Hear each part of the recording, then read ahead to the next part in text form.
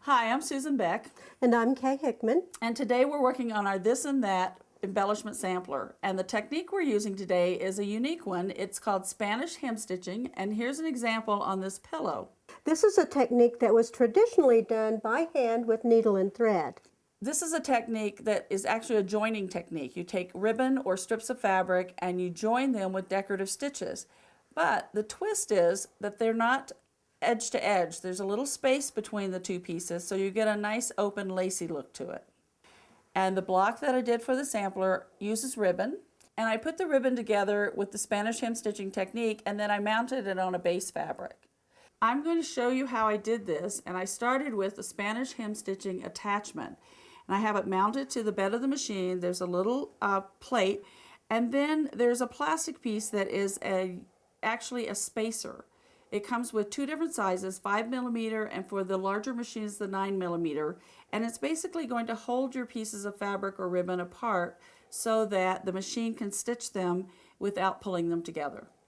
I'm using two pieces of ribbon, and if you use fabric, you want to fold or hem the edge so that it's a finished edge. And the stitch I've chosen is a very simple 3-step zigzag that goes all the way across from one ribbon to another. Any wide stitch will work just about, so you'll just have to play with it and see what looks best to you. Now, I do have a cord down the middle of the spacer. You can do this technique with or without cord, so it depends on the look that you want. And you just simply sew until you've joined the two pieces together. So here's the finished look, and this, with the cord in there, it just adds another decorative element. And I use contrasting thread just so you could see it really well, but if you want a nice lacy open look, you can match your thread. And I want to show you a comparison.